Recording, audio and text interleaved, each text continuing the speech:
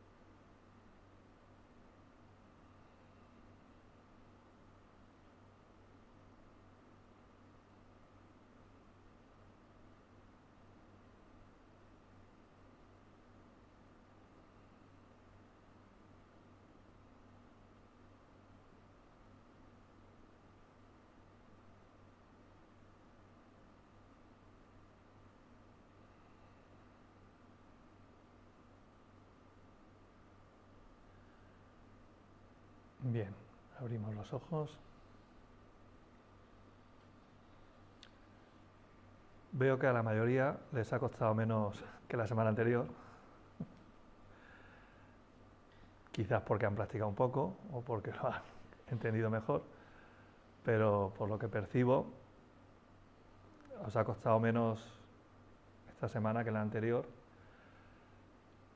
centraros en la respiración, de lo cual me alegro. Bien, ¿surge alguna pregunta, alguna cuestión que quisierais preguntar o durante esta semana os ha surgido alguna duda o alguna cuestión que quisierais preguntar? ¿No? Bueno. Vamos a continuar con esta práctica, ahora centrándonos en la nariz. Adelante, Eloy.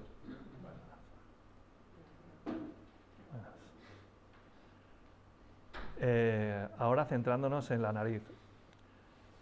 Nos centramos ahora en la sensación que deja el aire mientras entra al inspirar y mientras sale al expirar. Dirigimos una y otra vez la atención a esa zona, en este caso de nuestro organismo, de nuestro cuerpo y de nuestras vías respiratorias. ¿De acuerdo? Nos centramos en la nariz, en el aire, al entrar y al salir. ¿Vale? Cerramos los ojos y nos centramos.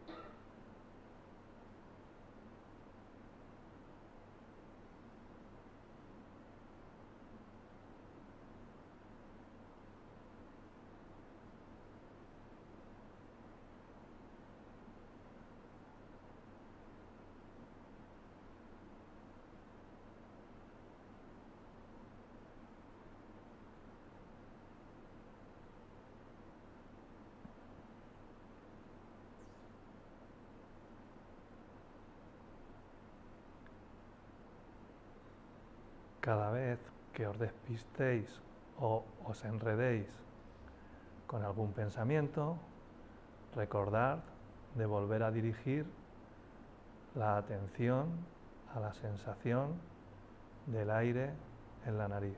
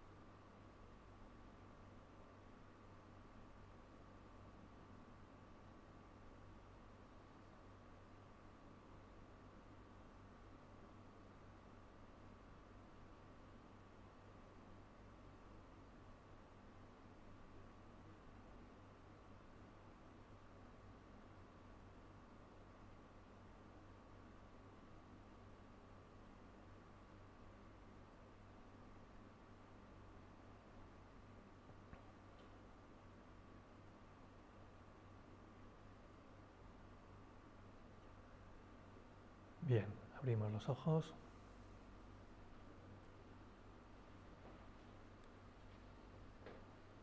¿Qué tal? ¿Mucha dificultad? ¿Se ha dado bien? ¿Se ha dado mal? ¿Hablar? ¿Alguna duda? ¿Alguna pregunta? Bien. Pues esta práctica, que aunque es atencional, requiere concentración, requiere bastante concentración, la vamos a combinar con otra que es para mí más puramente atencional, a la que yo llamo la atención a todo cuanto acontece, a todo cuanto nos acontece. Esta otra práctica es, bueno, pues en vez de dirigir tanto la atención a un punto concreto, de manera que nos centrásemos en un punto concreto, como en la anterior, en esta práctica lo que haremos será estar atento a todo cuanto vayamos percibiendo. Todo cuanto vayamos percibiendo, todo cuanto nos vaya aconteciendo, estaremos atentos y lo observaremos, procurando no enredarnos y, muy importante, procurando no valorarlo o juzgarlo. Es decir, observamos cuanto nos va surgiendo en la mente, cuanto percibimos. Si percibimos una sensación, la observamos, pero procuramos, parte del trabajo consiste en no juzgarlo, es decir, no catalogarlo como bueno o malo, simplemente lo observamos, tanto si es una sensación como si es un pensamiento. Pues en verdad, todo lo que percibimos son sensaciones y pensamientos. Cuando cerramos los ojos y vemos lo que nos va aconteciendo, pues nos surge una sensación, o un conjunto de ellas, un sentimiento, o nos surge un pensamiento, o un pensamiento asociado a una sensación y a una emoción, en fin.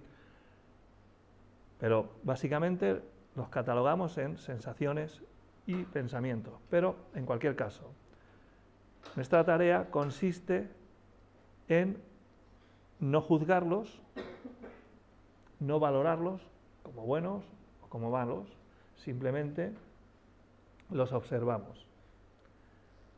y procuramos ser imparciales, solo meros observadores. ¿De acuerdo? Pues cerramos los ojos y vamos observando aquello que nos va aconteciendo. ¿De acuerdo?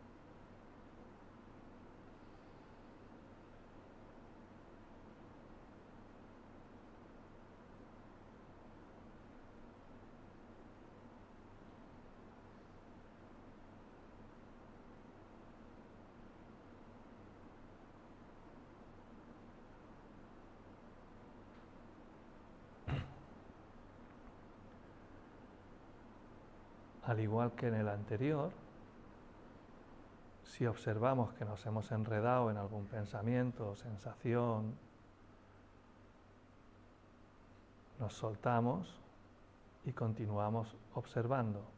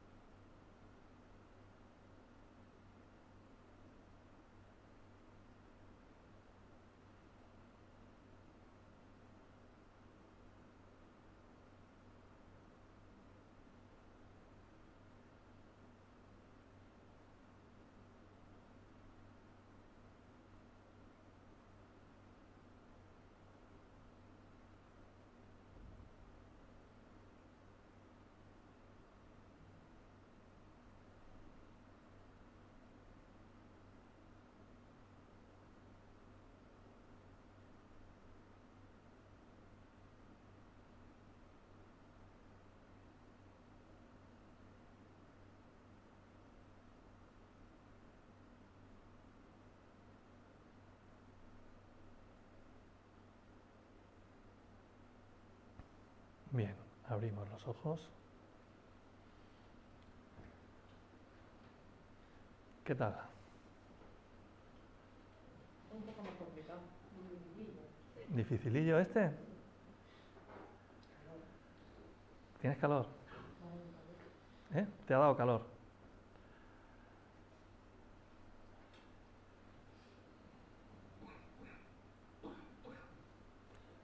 Pero no hace calor en general, ¿no?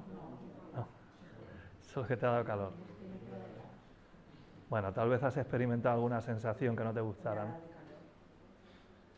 Pero porque a lo mejor te resulte un poco desagradable sentir calor. No, simplemente que has experimentado calor. Vale. Ya está. ¿Dificilillo? No, a mí sí, me enredo. Vamos a ver. Te enredas en pensamiento más que con el ejercicio de centrarse en la respiración. ¿Un poco más o mucho más? Bastante más. Bien. Los ejercicios tienen sus características, pero cada persona a su vez también las tiene.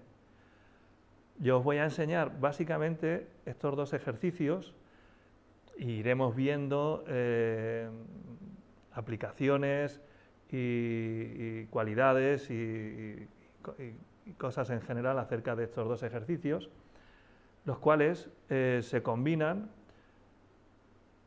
de manera que se puede estar muy atento a todo cuanto acontece, es como si fuera el enfoque de una cámara, ¿no? Imaginemos que el diafragma de la cámara pues, se abre mucho, entonces vas muy atento a todo cuanto te acontece, o se cierra mucho y vas centrado en un punto, ¿no? Como en este caso, en un objeto cualquiera, pero en el caso anterior cogíamos la nariz o la respiración diafragmática. Pues cada uno debe ir ya valorando cuál de los dos le viene mejor. Eso no significa que no sea bueno o que no sea aconsejable practicar los dos. A los dos se les puede obtener ventajas y beneficios, pero si en uno se te da mejor, pues lógicamente puedes practicar más ese.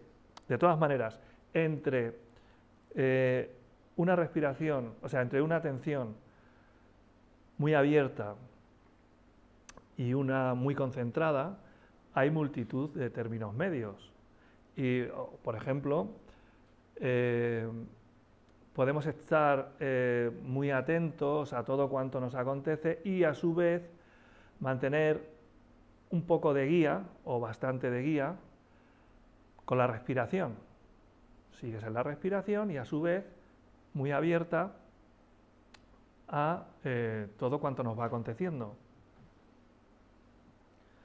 Esa es una manera de aprender bastante, porque vas llevando como de ancla o de guía la concentración en algo para no dispersarte demasiado, y a su vez vas viendo todo lo que te va surgiendo y en la mente puedes ir observando todos aquellos aspectos que a ti te ocupan, cómo son, qué características tienen, cómo se manifiestan, cómo se desarrollan, cómo se expresan en suma. ¿De acuerdo? Por lo demás, ¿alguien más ha tenido así alguna cosa que comentar o le ha parecido más difícil, menos? ¿Se puede hacer sin los ojos cerrados también?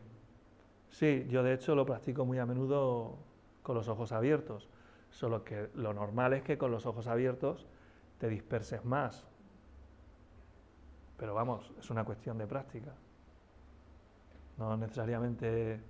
De hecho, todo esto es trasladable no solo a este tipo de práctica que podemos llamar formal, en el sentido de sentarnos o tumbarnos y estar practicando, sino que lo puedes practicar caminando, por ejemplo. ¿Vale? Bien, importante. En la mente van surgiendo sensaciones y pensamientos, básicamente.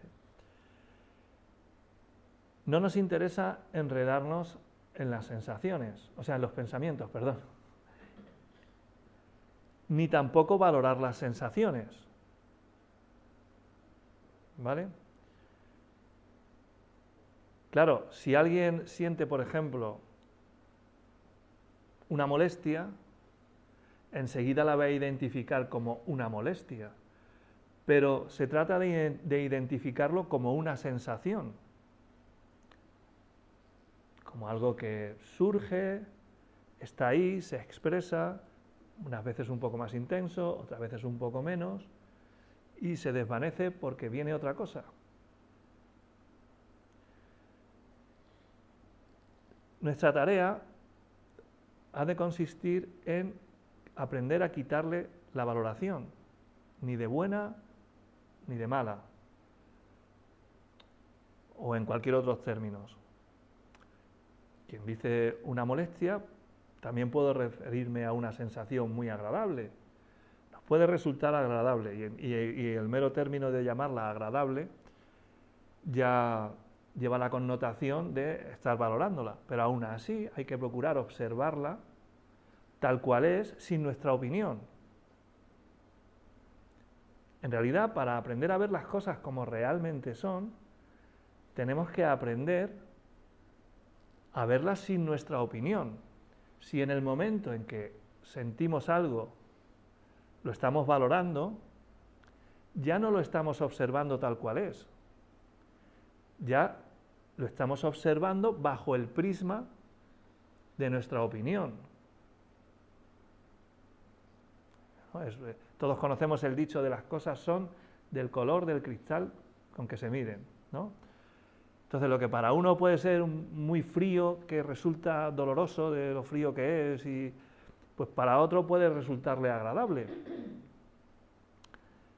Pues nosotros vamos un poco más allá inclusive y tratamos de observarlo tal cual es.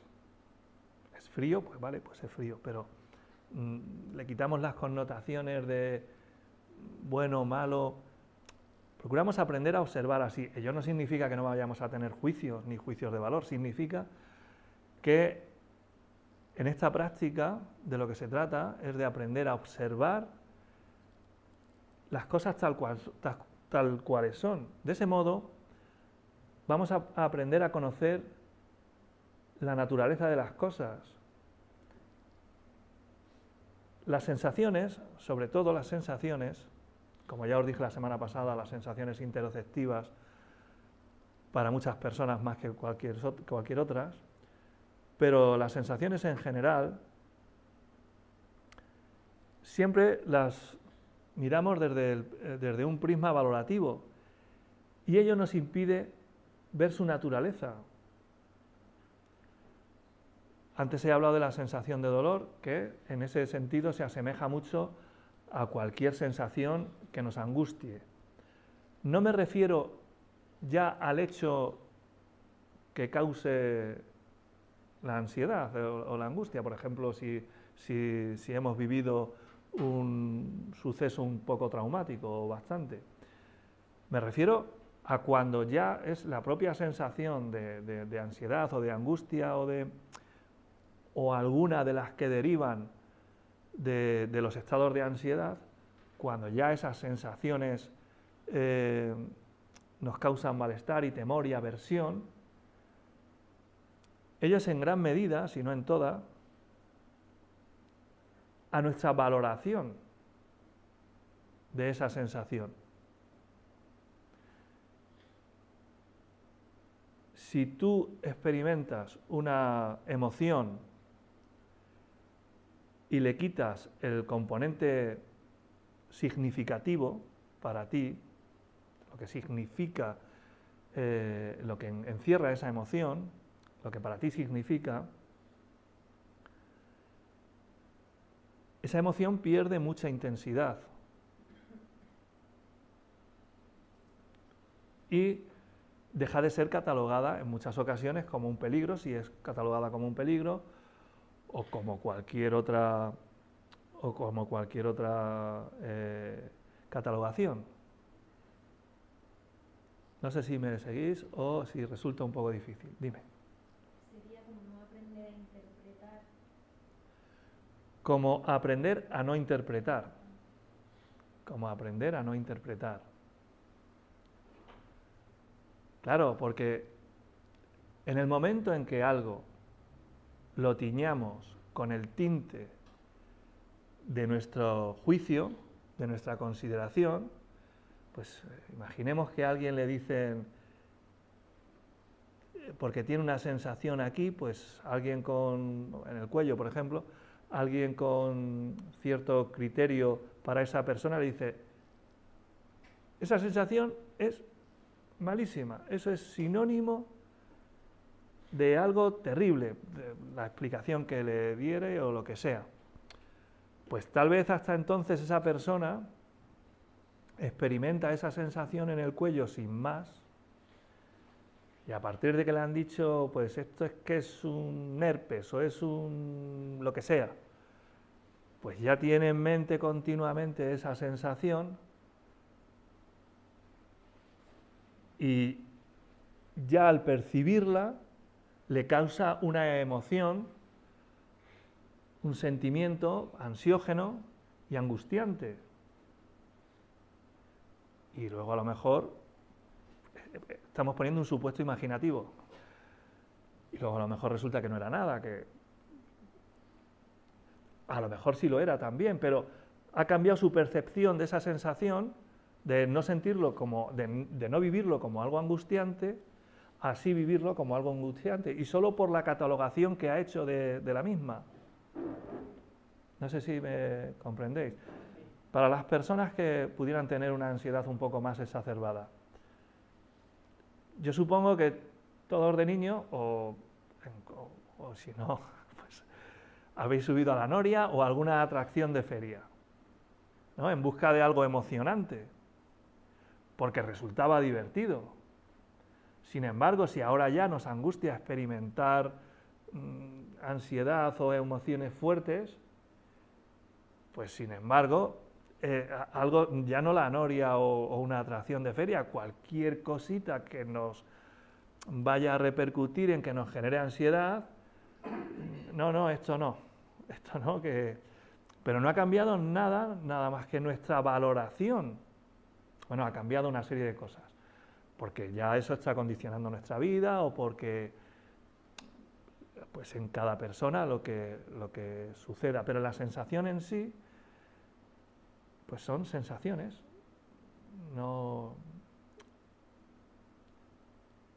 que sin interpretación se viven de una manera y con interpretación se viven de otra. Y la manera en que se manifiestan, si no las interpretamos, difiere mucho de la manera en que se manifiestan si las interpretamos. Esa misma sensación que os he puesto como ejemplo del cuello, si por lo que sea vamos a echar la imaginación, y resulta que llega alguien muy versado y te dice, eso es un síntoma fabuloso, eso es de un bienestar increíble. A partir de esa sensación vas a notar como tu piel es más tersa y te vas a sentir más revitalizado o revitalizada, ya lo veréis, o ya lo verás. Y te lo ha dicho alguien y dices, eso. Y esa misma sensación que ha podido cambiar, que en principio era neutra, o un pelín agradable o un pelín desagradable, pues ha pasado a experimentarse como algo terrible, o puede experimentarse como algo terrible, o puede experimentarse como algo genial, solo porque hemos llegado a la convicción de que es un síntoma fabuloso de salud, pues no sé, porque hay una explicación científico-médica que le da soporte y de alguna manera, pues, oye, pues lo interpretas como tal.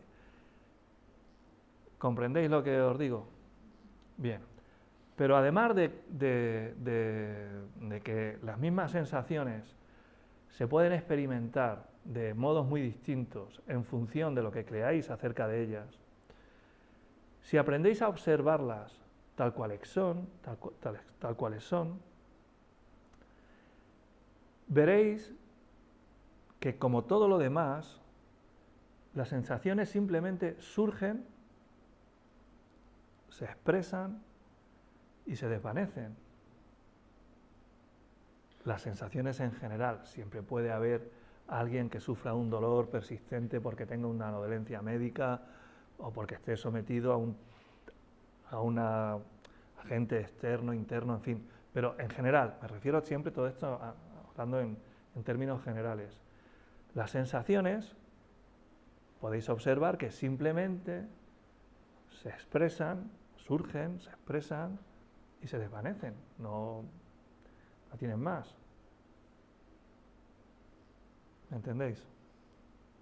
¿Alguna duda?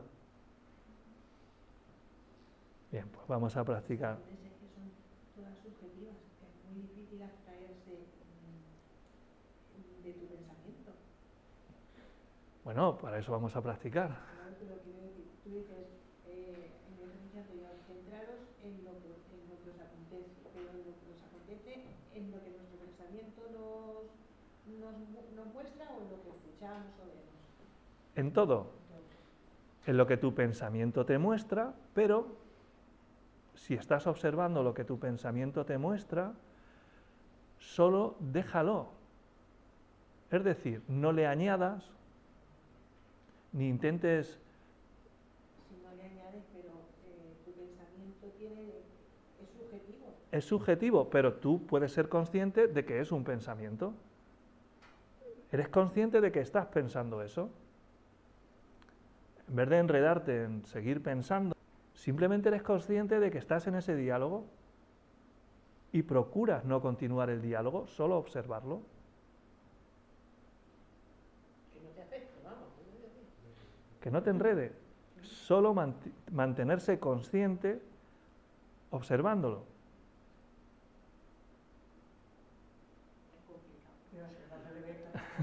¿Eh? Tú dices que es complicado. Claro. Vamos a ver. Vosotros entender que hay gente que se tira dedicando su vida a aprender esto y que este es vuestro segundo taller. Evidentemente es complicado.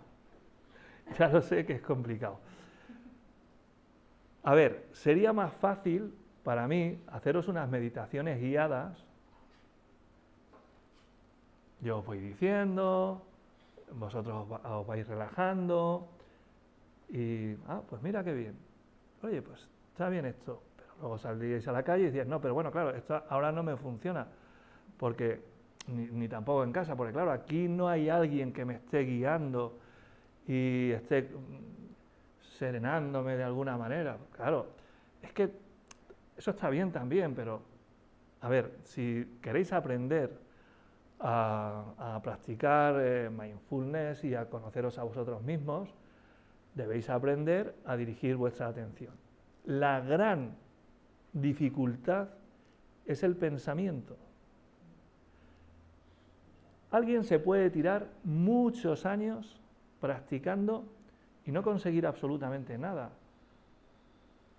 ¿Para qué os voy a mentir? También puede suceder que alguien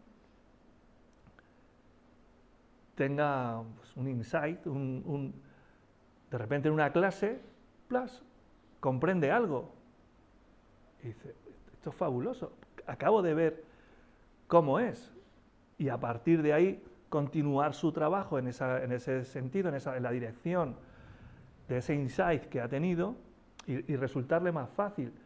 Pero en términos generales, sencillamente se va aprendiendo poco a poco, unos aprenden un poco más, otros aprenden un poco menos. En general, yo, por mi experiencia, pues lo que puedo decir es que lo normal es que se le vaya viendo ciertos resultados desde el principio, pero no unos resultados espectaculares, que digas, he estado 3 clases y me ha cambiado la vida. Puede suceder que he estado 3 clases y a partir de aquí he empezado a practicar y oye, pues poco a poco como que me voy encontrando mejor y voy entendiendo un poco esto. Puede suceder. Pero no lo voy a pintar como algo muy fácil, que es lo fácil para el que da la charla, porque en realidad no lo es. Es como si pretendemos de repente ver a alguien que toca fenomenal el violín y dice, oye, y vas a 2 clases y dices, entonces, es que no veas si es difícil poner la muñeca y cuando ni más hacer sonar una cuerda. Pues claro, pero con el tiempo suena, y con el tiempo y la práctica. Luego hay quien tiene más habilidades y quien tiene menos. Dime, Eloy. De todas formas, esto de las sensaciones influye mucho la edad. No, no tanto la edad. Vamos a ver, seamos realistas. Evidentemente no tiene la misma capacidad de aprendizaje un joven de 20 años que un señor de 70. Pero hay muchos señores de 70 con una capacidad de aprendizaje asombrosa. Y hay muchos jóvenes de 20... Pero no lo digo en ese sentido. Lo digo en el sentido de la sensación, por ejemplo, de lo del cuello. La sensación, por ejemplo, del orgullo. De lo del cuello. Ah, de lo del cuello. Por seguir el ejemplo que has puesto. Sí. No es lo mismo sentirla con 20 años que con 60, que ya, coño, es que sí puedo tener algo ahí en el cuello. ¿Me entiendes lo que te quiero? Te entiendo perfectamente. Es más difícil abstraerse de que eso no es nada, de que eso... Bueno, como lo del cuello, pues como ejemplo de la ansiedad o de otra serie de cosas. bueno, veamos. El ejercicio no consiste en abstraerse de que eso no es nada. Pudiera ser algo serio. O sea, es que no le estamos quitando valor a lo que es. Voy a empezar por el final de la cuestión que has planteado. Pudiera ser algo serio. Estamos aprendiendo a sencillamente observar lo que nos acontece sin valorarlo. Con cierto distanciamiento, como quien ve una película en la televisión. Tú puedes ver una película en la televisión con cierto distanciamiento y si la película es de cierto terror, pasártelo todo el rato aterrado y porque te has metido en la película y porque en todo momento creías que eras el protagonista y veías al del cuchillo detrás de ti como si te estuviera atacando a ti verdaderamente y eso te dura una semana. O puedes ver la película y decir, pues vaya película, pues vaya historia que se han montado, pues ya podrían haber tenido más imaginación. O simplemente ni eso, nada más que la observa y dices, pues muy bien. Es decir, no estamos diciendo que si tienes una sensación no sea indicativo de que te está anunciando algo que puede ser bueno o malo. Si tienes una sensación de dolor, puede estar diciéndote que tienes inflamación y es mejor no mover la pierna. Pero aún así, debes aprender a verla sin valoraciones en el sentido de, porque esto es terrible, porque a partir de aquí esto ya es... No, simplemente, tengo esa sensación, punto, la dejo estar, no le añado, ¿vale? Tampoco le quito el conocimiento que tengo en el sentido de decir, pues puede ser indicativo de una enfermedad o de una lesión, claro, no vas a ignorar eso, no vas a salir corriendo como si no te pasara nada en la rodilla, no perdemos el conocimiento, simplemente aprendemos a observar sin añadirle interpretaciones. Bien, y respecto de lo primero que me preguntabas, que no es lo mismo, decías, una persona joven que una persona ya con cierta edad, te sorprendería ver la cantidad de niños que hay con traumas, pensamientos, sentimientos y trastornos y ansiedades que son totalmente iguales a las de una persona adulta. O sea, un niño si experimenta una sensación igualmente la interpreta como mala o muy mala o incluso mortal para él o ella, su sistema nervioso, la rama simpática de su sistema nervioso autónomo, se dispara igualmente experimenta un montón de ansiedad, su amígdala reconoce, identifica el miedo y lo graba y lo expande. Bueno, lo expande, lo repite para que sea consciente de la situación.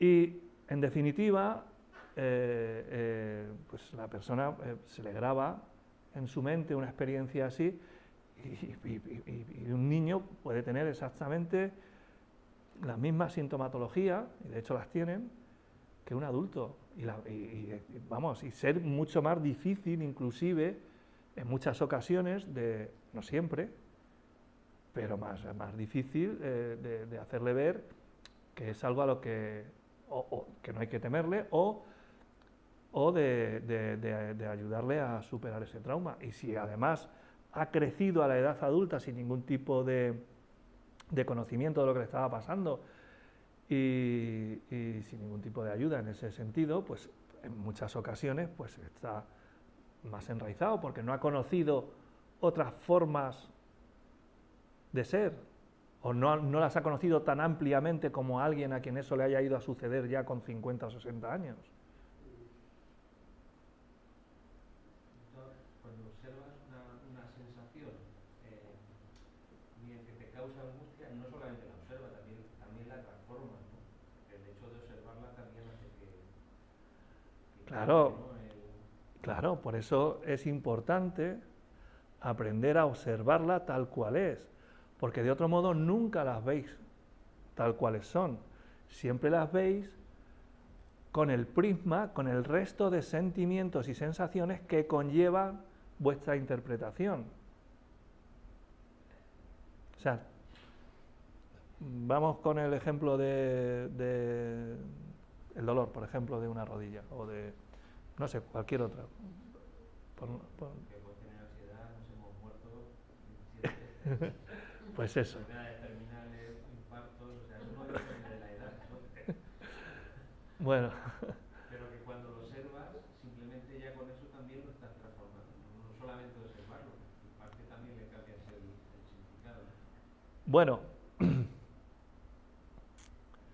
esto que tú dices ya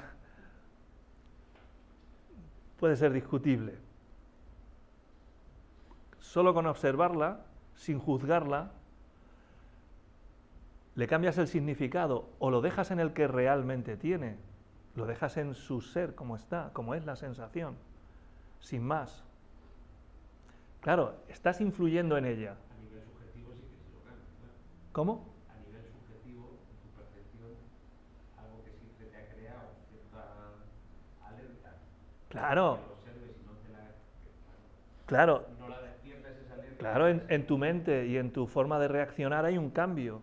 Si antes reaccionabas interpretándola y alertándote y entrando en una espiral de ansiedad, claro que es muy diferente a si solo la observas, la dejas estar, ver cómo surge, se expresa y ella sola se desvanece. Claro, ahí hay un cambio enorme, pero no es que cambie la sensación, cambia los sentimientos en general que tú experimentas por tu valoración.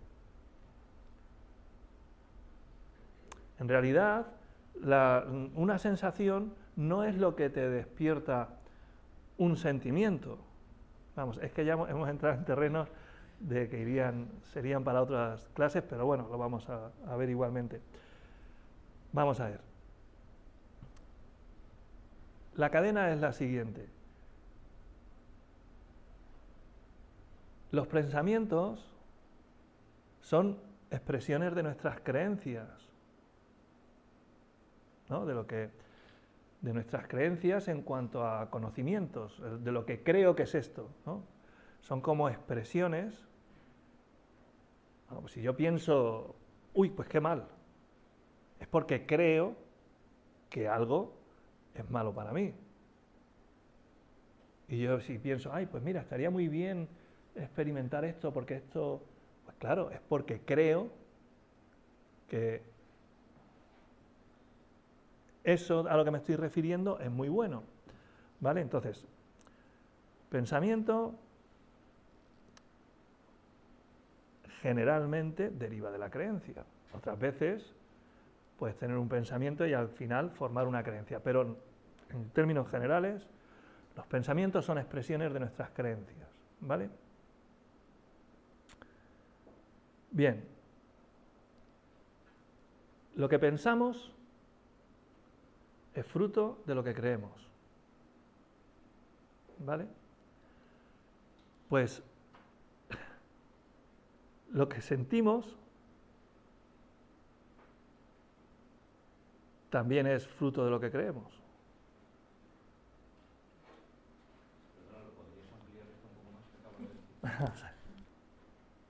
Lo que sentimos a nivel emocional es fruto de lo que pensamos.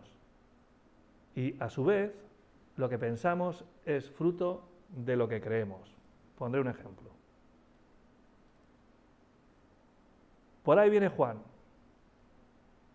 que es mi amigo del alma y que me alegra un montón de verlo. Lo que siento, que es alegría, es un fruto de lo que pienso, por ahí viene Juan, que es mi amigo del alma, y de lo que creo acerca de todo ello, que es muy bueno para mí ese amigo. ¿Habéis visto la secuencia, no?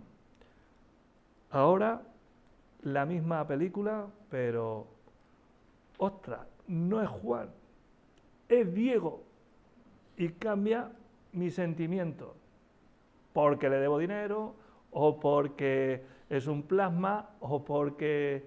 un plasma no, perdón. Un plasta.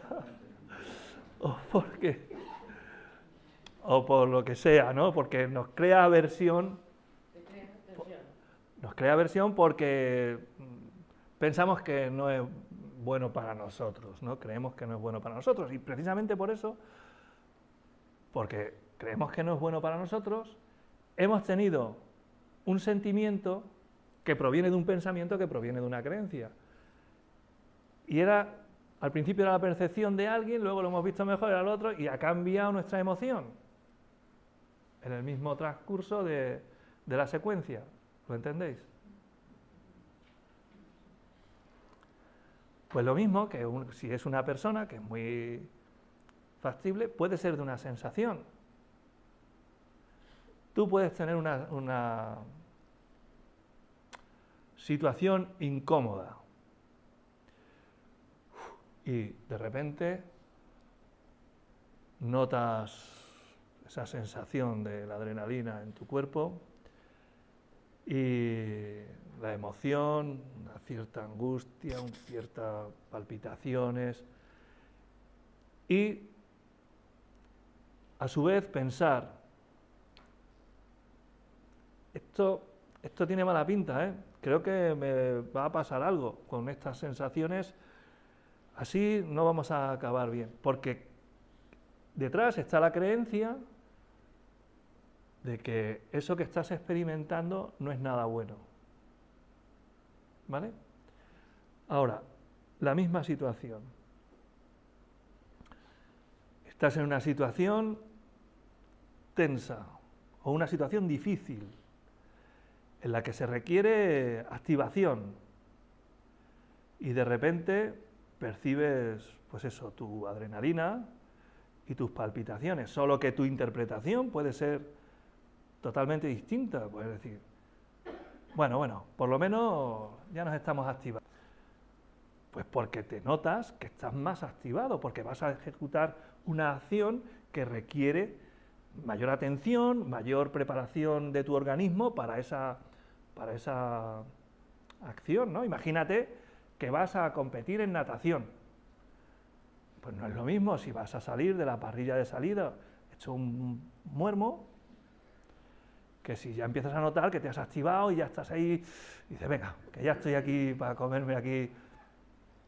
Son las mismas sensaciones, pero el sentimiento acerca de ellas es totalmente distinto en función de la creencia que subyace.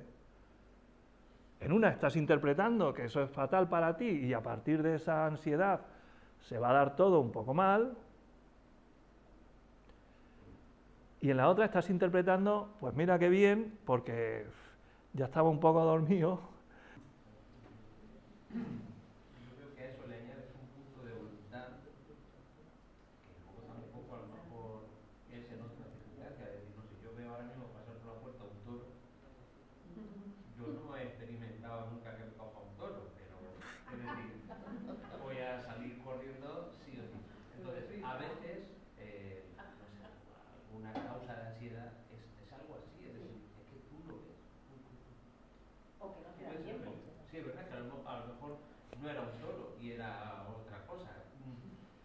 Pero, es decir, hay cosas que responden más a instintos primarios, yo creo, o algo así, que a la Sí, pero es que, voluntad, ¿no? pero es que no pretendemos que eso no exista. Claro, tú has interpretado, en el ejemplo que me pones, viene un toro. Pues claro, tú interpretas eso y, claro, se ajusta completamente a la lógica y a la realidad, racional o instintiva, a todas, que se active tu sistema nervioso y que corras cuanto puedas a ponerte a salvo. Pero que no quedas Pero, animal negro, pero es que eso, de es que, 500 kilos, de... no, pero vamos a ver. Pero, Yo lo que interpreto es que, o sea, lo que no se ve es que hay gente que reacciona, que viene el toro, pero sin venir el toro. Claro, En tu casa. Entonces, claro, tienes esa reacción química en tu organismo, eso es, observas y es- dices, bueno, que no viene el toro. esa es la segunda cuestión que te iba a preguntar. ¿Cuántas veces en tu vida te ha salido el toro? Bueno, No, vamos a ver. Claro, todos los días son San Fermines. todos los días son San Fermín. De todas formas, hay pensamientos que son tan peligrosos como los toros. Vamos a ver. Un pensamiento no es peligroso si tú no lo valoras, no lo juzgas, no lo interpretas y no lo llevas a cabo. Claro, si tú piensas en hacerle algo a alguien o en hacértelo a ti mismo, en plan daño, por ejemplo, claro, peligroso no es pensarlo, peligroso es llevarlo a cabo. Vamos a ver, es que nos estamos adentrando en terrenos. Los pensamientos son como las hierbas en el campo, sencillamente crecen, pero no porque crezcan las tenemos que recolectar o tú simplemente te coges aquellos que te interesan. Pero no le puedes impedir al campo que surja la mala hierba. Pues igualmente tú no le puedes decir a tu mente o a tu cerebro que no tenga pensamientos malos. Yo me refería que son tan malos como los toros si los alimentas. ¿Que son tan malos como? Como los toros si los alimentas. Si los alimentas, claro. Claro, pero eso ya no es, en realidad, hombre, podríamos considerar que en ese sentido los pensamientos sí son peligrosos, pero lo peligroso no es el pensamiento, es el hábito de alimentarlos. Es el miedo a ese pensamiento. Es el hábito de alimentarlos. Según la importancia que tú le des al pensamiento. ¿Cómo? Que según la importancia que tú le des al pensamiento. Claro, Puedes tener el pensamiento y decir, no me interesa, la importancia que tú le des. claro, sí, Que de eso es de lo que se trata. Pero es. claro. Pero que eso no es tan fácil. Claro, lo que pasa es que lo que tú dices no es así de fácil para mucha gente. Claro, por eso es por lo que se practica, bueno, por eso y por muchos motivos, pero ese es uno fundamental, el saber desapegarse de los pensamientos, el saber soltarlos. Dime. Pero ¿cómo aprendimos a hacer eso? No lo puedes decir cuando te venga ese sonido tan negativo, esas sensaciones tan raras, que nos centramos en la respiración o en qué. Vamos a ver. Eso es lo que nos interesa, que yo aquí con me pregunta. Vamos a ver. Vamos a ver. El que tenemos que descubrir es un misterio. Vamos a ver. Vamos a ver. Estamos viendo básicamente dos formas de salirnos del mundo del pensamiento para situarnos en el mundo de la consciencia y de la atención, es decir, en el presente. El pensamiento representa normalmente cosas pasadas y cosas futuras. También, en ocasiones, cosas presentes.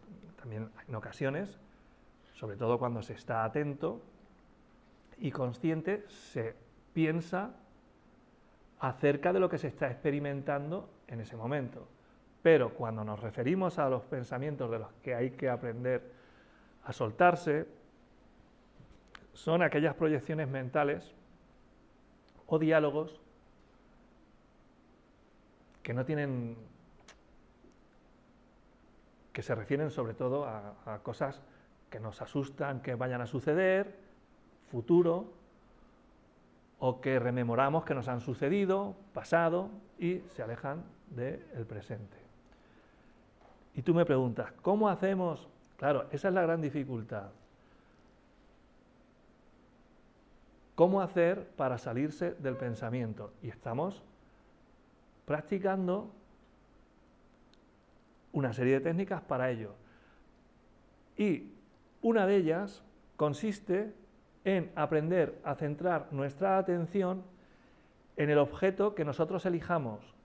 Hemos cogido la respiración porque es algo que nos acompaña alrededor de durante toda nuestra vida. Siempre, en cualquier sitio y situación que estemos, la respiración está ahí. Entonces, en cualquier momento te puedes centrar en tu respiración. Es tu ancla que puede estar. Hay muchas otras cosas que nos acompañan, pero una bastante perceptible y bastante conveniente, que se practica milenariamente, es la atención a la respiración.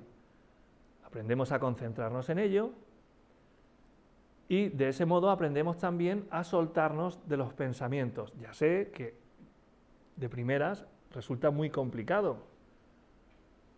Claro, es que se requiere mucha práctica. Tú imaginaos el hábito que llevamos o que lleváis de enredaros en vuestros pensamientos. Es algo aprendido durante años, cuando no durante generaciones anteriores. Es decir, como herencia genética me refiero, evolutiva. Pues revertir ese hábito para aprender a centrarnos cuando queramos en un objeto que elijamos, claro que conlleva dificultad. Esa es una forma, una manera.